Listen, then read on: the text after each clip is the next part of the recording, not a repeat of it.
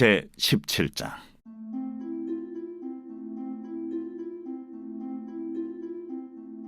여호와께서 모세에게 말씀하여 이르시되 아론과 그의 아들들과 이스라엘의 모든 자손에게 말하여 그들에게 이르기를 여호와의 명령이 이러하시다 하라. 이스라엘 집의 모든 사람이 소나 어린 양이나 염소를 진영 안에서 잡든지 진영 밖에서 잡든지 먼저 회막문으로 끌고 가서 여호와의 성막 앞에서 여호와께 예물로 드리지 아니하는 자는 피 흘린 자로 여길 것이라. 그가 피를 흘렸은즉 자기 백성 중에서 끊어지리라. 그런즉 이스라엘 자손이 들에서 잡던 그들의 제물을 회막문 여호와께로 끌고 가서 제사장에게 주어 화목제로 여호와께 드려야 할 것이요, 제사장은 그 피를 회막문 여호와의 제단에 뿌리고 그 기름을 불살라 여호와께 향기로운 냄새가 되게 할 것이라. 그들은 전에 음란하게 섬기던 순념소에게 다시 제사하지 말 것이니라. 이는 그들이 대대로 지킬 영원한 규례니라. 너는 또 그들에게 이르라. 이스라엘 집 사람이나 혹은 그들 중에 거류하는 거류민이 번제나 제물을 드리되 회막문으로 가져다가 여호와께 드리지 아니하면 그는 백성 중에서 끊어지리라. 이스라엘 집 사람이나 그들 중에 거류하는 거류민 중에 무슨 피든지 먹는 자가 있으면 내가 그 피를 먹는 그 사람에게는 내 얼굴을 대하여 그를 백성 중에서 끊으리니 육체의 생명은 피에 있으니라. 내가 이 피를 너에게 주어 제단에 뿌려 너희의 생명을 위하여 속죄하게 하였나니 생명이 피에 있으므로 피가 죄를 속하느니라. 그러므로 내가 이스라엘 자손에게 말하기를 너희 중에 아무도 피를 먹지 말며 너희 중에 거류하는 거류민이라도 피를 먹지 말라 하였나니, 모든 이스라엘 자손이나 그들 중에 거류하는 거류민이 먹을 만한 짐승이나 새를 사냥하여 잡거든 그것의 피를 흘리고 흙으로 덮을지니라. 모든 생물은 그 피가 생명과 일체라. 그러므로 내가 이스라엘 자손에게 이르기를 너희는 어떤 육체의 피든지 먹지 말라 하였나니, 모든 육체의 생명은 그것의 피인즉 그 피를 먹는 모든 자는 끊어지리라. 또 스스로 죽은 것이나 들짐승에게 찢겨 죽은 것을 먹은 모든 자는 본토인이거나 거류민이거나 그의 옷을 빨고 물로 몸을 씻을 것이며 저녁까지 부정하고 그 후에는 정하려니와 그가 빨지 아니하거나 그의 몸을 물로 씻지 아니하면 그가 죄를 담당하리라. 빛이 있으라. 새벽마다 말씀 앞에 나오는 우리 성도님들의 삶이 정말로 말씀의 능력으로 빛나고 또 복되시기를 주님의 이름으로 축복합니다. 오늘 우리가 함께 나눌 말씀은 레위기 17장입니다. 17장의 초점은 생명의 상징인 피에 대한 하나님의 규례입니다. 그러니까 우리가 16장에서 보여진 백성들의 죄와 또 성막을 정화하는 이 대속죄를 이루는 가장 핵심적인 요소가 뭐였죠? 바로 짐승들의 피였고 아사셀 염소였습니다. 그러니까 피는 이 속죄의 가장 중요한 요소이고 또 수단입니다. 그러니까 6월절 어린 양의 피를 우리가 좌우 문설주에 발랐고 예수 그리스도의 십자가의 피를 통하여서 그 피가 바로 우리를 죄에서 자유하게 하셨죠. 그러니까 피를 흘렸다라고 하는 것은 생명을 구원하기 위해 피로 그 생명으로 값을 치루었다. 바로 이런 뜻입니다. 그렇기 때문에 이 17장에서는 그 피의 의미를 설명하고 그리고 그 피를 어떻게 다루어야 하는가를 우리에게 말씀해 줍니다. 그러니까 두 가지로 말씀하시는데, 하나는 짐승을 잡는 것에 대해서, 그리고 또 하나는 피를 먹는 것에 대해서 하나님께서 우리에게 말씀해 주고 있습니다. 1절과 2절 같이 읽겠습니다. 여호와께서 모세에게 말씀하여 이르시되 아론과 그의 아들들과 이스라엘의 모든 자손에게 말하여 그들에게 이르기를 여호와의 명령이 이러하시다 하라. 그러니까 여기서 하나님께서 이 규례를 들어야 할 그 대상들을 굉장히 거의 처음인 것 같아요. 굉장히 구체적으로 나열해 주셨죠. 아론 그의 아들들 이스라엘의 모든 자손. 그러니까 하나님께서 이 생명의 상징의 이 피에 대하여서 매우 중요하게 생각하고 계시다. 그리고 이 피에 관한 모든 것들을 지금 백성들에게 정말로 잘 가르쳐야 되겠다. 이렇게 생각하고 지금 말씀을 시작하고 있다는 것을 알 수 있죠. 그리고 또 짐승이어도 또 그 짐승이 먹거나 또는 제물로 사용되는 것이어도 아무 곳에서나 함부로 잡지 말아야 된다는 것을 지금 우리에게 말씀하고자 합니다.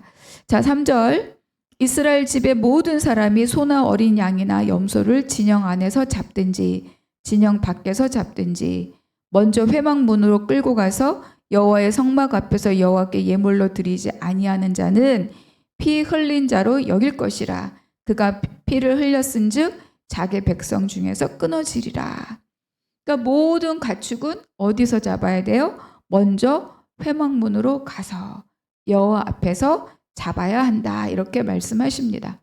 그러니까 진영 안 그리고 진영 밖이라고 말씀하는 거는 지금 이 말씀을 듣는 현재 상황이 이스라엘 백성들이 지금 뭐예요? 광야 생활 중에 있다는 것을 여기서 알 수 있게 해주는 거죠. 그러니까 이 규례는 모든 이들에게 해당되는 것이고 이를 따르지 않을 때 백성 중에서 끊어지리라 이렇게 말씀하고 있습니다. 그러니까 끊어지리라는 것은 하나님과의 관계가 끊어지고 또 언약 백성이라는 관계에서 끊어질 것이다 이렇게 말씀하는 거죠. 그래서 아무 곳에서나 사사로이 짐승을 잡는 일에 대하여서 하나님 굉장히 매우 심각하게 다루고 계시다는 것을 우리에게 말씀해 줍니다. 그리고 또 이러한 금지 명령은 또 화목제에 초점을 두면서 진영 안 또는 진영 밖에서 불법적으로 드려지는 모든 동물로 드리는 그런 희생에 대한 경고이기도 합니다. 그러니까 이제 이 잡는 것이 제물로 드려지는 것만을 말하는 거냐 또는 뭐 우리가 식용으로 먹는 것을 말하느냐. 그러니까 우선적으로는 식용이나 제물이나 둘 다 지금 이 광야 생활 중에는 해당된다고 볼 수 있습니다. 물론 이제 가나안에 가서 여러 땅을 분배받고 살아갈 때는 이게 좀 불가능하죠. 신명기에서 조금 다른 차원의 규례를 하나님이 주시는데 중요한 것은 뭡니까? 아무 곳에서나 함부로 잡지 말도록 지금 우리에게 말씀해 주고 있죠. 그 이유를 이어서 말씀하고 있습니다. 5절에 보니까 그런즉 이스라엘 자손이 들에서 잡던 그들의 재물을 회막문 여호와께로 끌고 가서 또 7절에 보니까 그들은 전에 음란하게 섬기던 순염소에게 다시 제사하지 말 것이니라. 이는 그들이 대대로 지킬 영원한 규례니라. 그러니까 이거 뭐예요? 들에서 짐승을 잡았다는 것은 이건 뭐예요? 당시 이방 족속들이 이 우상을 섬기는 그러한 어떤 관습과 굉장히 밀접하게 관련이 있다는 것을 우리에게 말씀해 주고 있는 거죠. 그러니까 그들은 아무 곳에서나 짐승을 잡아요. 그리고 짐승의 그 고기의 살점을 떼어서 우상에게 제사를 드리는 거죠. 그러니까 이런 제사 풍습이 이스라엘 백성들에게 각인되어 있거나 굉장히 영향을 끼치고 있다는 것을 염두에 두고 하나님께서 지금 이거를 말씀하고 계신 거죠. 그래서 반드시 먼저 회막문으로 가져오게 하십니다. 짐승을 잡아서 먼저 뭐예요? 피를 제단에 뿌리고 기름을 불사르고 하나님 앞에 향기로운 냄새가 되도록 명령하신 거죠. 그래서 이렇게 함으로 모든 희생을 여호와께 먼저 드리는 거예요. 그리고 7절에 있는 것처럼 전에 음란하게 섬기던 순염소에게 다시 제사하지 않도록. 무엇입니까? 이스라엘 백성들이 자기 필요에 따라서 자기 방법대로 자기가 짐승을 잡아서 자기가 원하는 형태로 하던 것들이 있었다. 이게 전제입니다. 그래서 이제는 하나님이 그거를 버려라. 그렇게 잡지 말라. 이제부터는 그것을 다 버리고 하나님의 규례대로 잡아라. 이렇게 명령하고 있는 거죠. 그러니까 하나님께서 속죄로 받으시는 모든 것은 뭐예요? 그 생명값은 다 피인데 아무 짐승을 아무 곳에서나 잡아서 드리는 피는 안 된다. 이렇게 하나님께서 말씀하고 있는 거죠. 자, 10절. 이스라엘 집 사람이나 그들 중에 거류하는 거류민 중에 무슨 피든지 먹는 자가 있으면 내가 그 피를 먹는 그 사람에게는 내 얼굴을 대하여 그를 백성 중에서 끊으리니 육체의 생명은 피에 있음이라. 내가 이 피를 너에게 주어 제단에 뿌려 너희의 생명을 위하여 속죄하게 하였나니 생명의 피에 있으므로 피가 죄를 속하느니라. 그러니까 짐승을 아무 곳에서나 잡지 못하게 하시고 반드시 회막문 여호와 앞에서 잡도록 하시고 그 피를 먹지 못하게 하시는 모든 이유가 10절과 11절에 기록이 되어 있습니다. 그러니까 피는 생명을 대표하는 것이기 때문에 그러니까 남의 피, 짐승이든 사람이든 이 피를 흘리는 모든 것에 대해서 하나님이 가증하다 이렇게 말씀하시는 거죠. 그리고 또 짐승을 잡아서 먹을 때 지켜야 될 두 번째 규례가 뭐냐면 피를 먹으면 안 된다. 이렇게 말씀합니다. 피는 곧 생명과 관련이 있고 생명의 주인은 누구시죠? 바로 하나님이시기 때문입니다. 그러니까 생명에 대한 존중은 하나님에 대한 존중이고 살인이 하나님의 형상을 파괴하는 것이기 때문에 악한 죄인 것처럼 모든 생명의 불법적인 도축, 짐승을 잡는 그 모든 것도 뭐예요? 생명의 주인이신 하나님에 대한 가증한 죄다. 이렇게 말씀하고 있습니다. 그래서 하나님께서 그 피를 먹는 자는 여기 뭐라고 말씀하시죠? 내가 직접 대적하겠다. 내 얼굴을 대하겠다. 이건 뭐냐면 하나님이 직접 그들에 대하여 대적이 되겠다. 이런 의미입니다. 굉장히 무서운 일이에요. 그러니까 피는 사람의 필요에 의해서 사람이 사용하기 위해서 쓸 수 없다고 먹을 수 없다고 말씀하십니다. 그러니까 정결케 하는 것과 사죄하는 것이 다 뭐에 있어요? 피 흘림에 있죠. 그렇기 때문에 오직 죄사함, 구속하기 위해서 제물에 흘리는 피 이외에는 어떤 목적으로도 그 피를 사용할 수 없다. 이렇게 하나님이 명령하고 있습니다. 15절과 16절. 또 스스로 죽은 것이나 들짐승에게 찢겨 죽은 것을 먹은 모든 자는 본토이나 거류민이거나 그의 옷을 빨고 물로 몸을 씻을 것이며 저녁까지 부정하고 그 후에는 정하려니와 그가 빨지 아니하거나 그의 몸을 물로 씻지 아니하면 그가 죄를 담당하리라. 스스로 죽은 것, 들짐승이 찢겨 죽은 것, 이거 뭐냐면 사냥한 짐승은 그 피를 땅에 흘려서 덮게 했고 또 자연사거나 다른 짐승에 물려 죽은 짐승은 그 피가 어떻게 처리되었는지 알 수 없기 때문에 부정하고 먹지 말라 이렇게 말씀하고 있죠. 근데 이 먹는 것에 대해서 우리가 생각해 보면 요즘은 우리는 굉장히 먹는 거 먹거리가 풍성하잖아요. 지난주 그 올림픽에서도 파리에서 선수단에게 제공하는 음식들이 굉장히 부실하다 이런 이제 불평스러운 기사들도 많이 있었는데 그러니까 뭐냐면 그때 형편을 잘 생각해 보면 이 이스라엘 백성들은 광야에 나와서 굉장히 먹는 것에 대해서 어때요? 많이 고달팠어요. 그리고 그들은 틈만 나면 애굽에서 먹던 음식을 그리워했죠. 심지어 날마다 하나님이 공급해 주시는 이 만나조차도 그들은 불평했어요. 민수기에 보면. 그러니까 광야에서 자연사한 이 짐승 또는 다른 짐승에게 찢겨 죽은 이 짐승들의 이 고기는 상당히 그들에게 유혹거리가 될 수 있습니다. 그렇지 않겠습니까? 그런데 하나님께서는 이런 짐승에게 마음을 빼앗기지 마라.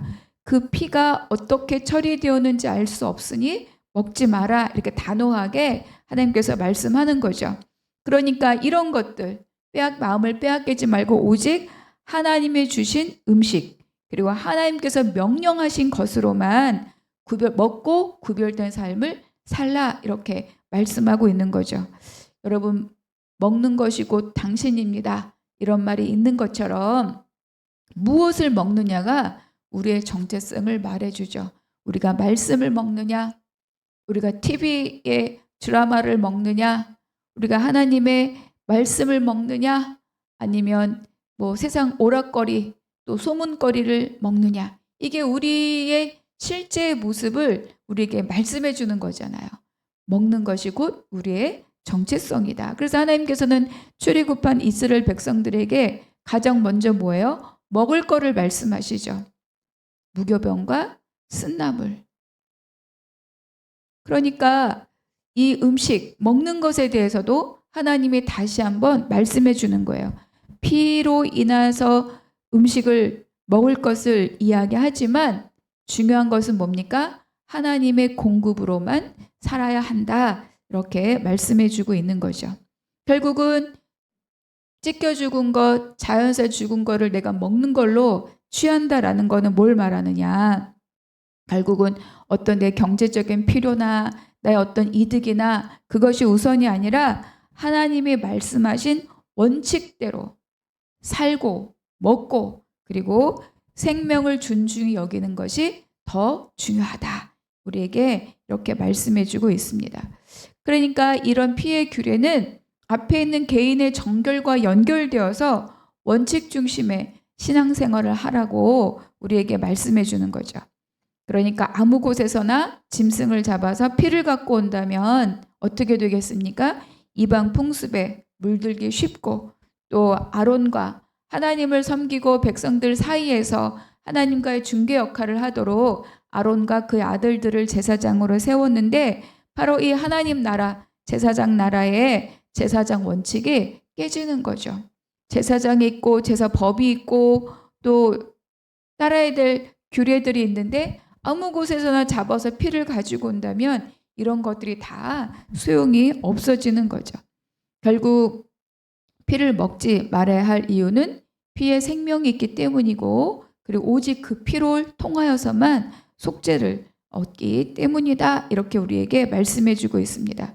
그러니까 피로 죄를 속하는 이 일은 뭐예요? 이 원리는 예수 그리스도의 죽음을 통해서 우리가 속죄를 받는 이 속죄 제사를 예표하는 모습인 거죠. 그리고 마침내 그 일은 예수 그리스도를 통하여서 완성되었다. 그래서 우리는 그 피의 은혜를 입은 자입니다. 그래서 그 피의 은혜를 입은 자는 어떤 혜택을 입었습니까? 먼저 죄사함을 받고 의롭다함을 입었다. 이것이 칭의죠. 두 번째는 그 십자가의 피로 예수 그리스도가 하나님과 우리에게 뭐예요? 화평함을 이루어 주셨죠. 그래서 우리는 뭡니까? 화평하게 하는 직분을 얻은 자의 삶을 살도록 우리에게 말씀해 주십니다. 자, 우리가 17장 피의 규례를 정리하면서 오늘 나에게 주시는 한 구절의 말씀, 그 은혜를 기록하고 함께 나눠보면 좋겠습니다. 두 번째, 짐승을 회막 앞에서 잡게 하시고 또 피를 먹지 못하게 하신 하나님의 마음은 무엇인가 한번 묵상해 보시기 바랍니다. 그리고 세 번째, 광야에서 찢겨 죽은 이 짐승은 가장 빠르게 고기를 얻는 방법이죠. 그럼에도 불구하고 하나님 이것을 먹지 말라, 먹지 못하게 하셨습니다. 거룩한 수고 대신 내가 나의 편리함으로 먼저 내가 택한 일은 없는가? 원칙을 따르지 않고 하나님의 규례를 따르지 않고 나의 편리대로 행한 것은 없는가? 또 한번 돌아보시기 바랍니다. 기도하겠습니다. 하나님, 모든 생명은 하나님 앞에 귀한 것임을 깨닫게 하여 주시니 감사합니다. 나의 이익을 위해 세상의 것을 탐하지 않고 오직 주의 말씀을 먹고 주의 원칙대로 살아가는 삶을 사는 오늘 하루가 되게 하여 주시옵소서. 모든 것 주께 의탁드리고 감사하며 우리 주 예수 그리스도의 이름으로 기도하옵나이다. 아멘.